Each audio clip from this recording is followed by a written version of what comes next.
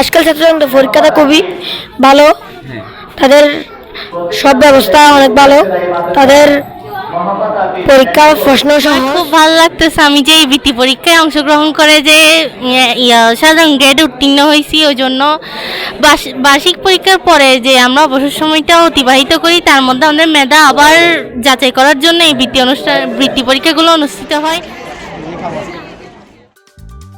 বাঁশখালী ছাত্র সংস্থার বৃত্তি পরীক্ষা ২০২৫ ও বৃত্তি প্রদান অনুষ্ঠান ২০২৪ সফলভাবে সম্পন্ন।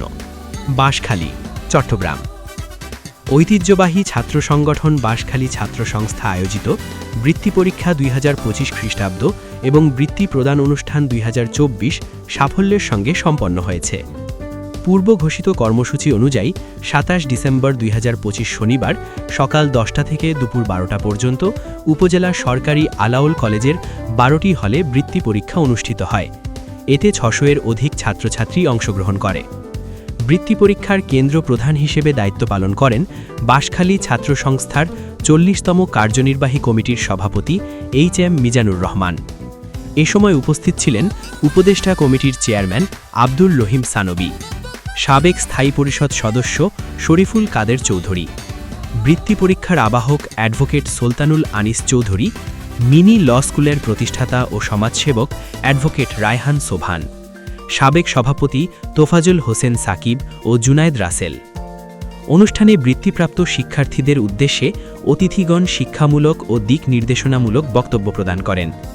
২০২৪ এই বছর ২০ জন ট্যালেন্ট পুল, ২৮ জন সাধারণ গ্রেড এবং ২ জন শিক্ষার্থীকে বিশেষ বিবেচনায় বৃত্তি প্রদান করা হয়।